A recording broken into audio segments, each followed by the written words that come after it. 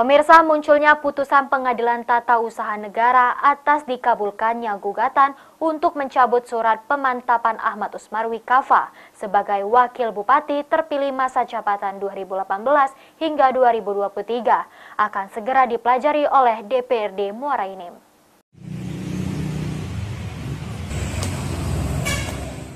Beredarnya surat keputusan Pengadilan Tata Usaha Negara Palembang yang menyatakan menerima banding atas gugatan untuk mencabut surat pemantapan Ahmad Usmarwi Kaffa sebagai Wakil Bupati Muara Enim terpilih oleh DPRD Kabupaten Muara Enim, membuat DPRD Muara Enim untuk segera mempelajari.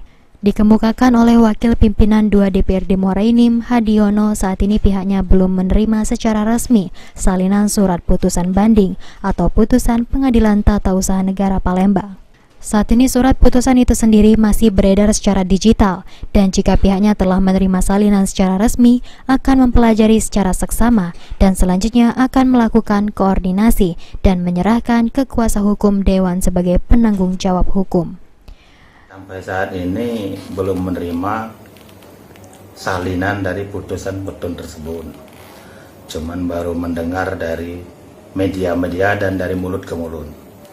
Nah, nanti kalau sudah menerima fisiknya, bentuk salinan fisiknya, akan kami pelajari dan kami akan berkoordinasi ke bagian hukum DPRD Kabupaten Muara Enim. Dewan telah menyelesaikan tugasnya terkait perintah Menteri Dalam Negeri. Nah, sebelum pemilihan tersebut kami menerima surat dari Menteri Dalam Negeri, menerima surat perintah. Setelah kami berkoordinasi kemana-mana, ya, hasil koordinasi tersebut segera dilaksanakan atas dasar perintah Menteri Dalam Negeri. Dasar Dewan melaksanakan pemilihan itu perintah Menteri Dalam Negeri. Saat ini dikemukakan Hadiono, DPRD Muara Enim telah melakukan tugas dengan melaksanakan surat perintah dari Mendagri terkait pemilihan Wakil Bupati Muara Enim yang sekarang telah menjabat. Mardiansyah, PAL TV.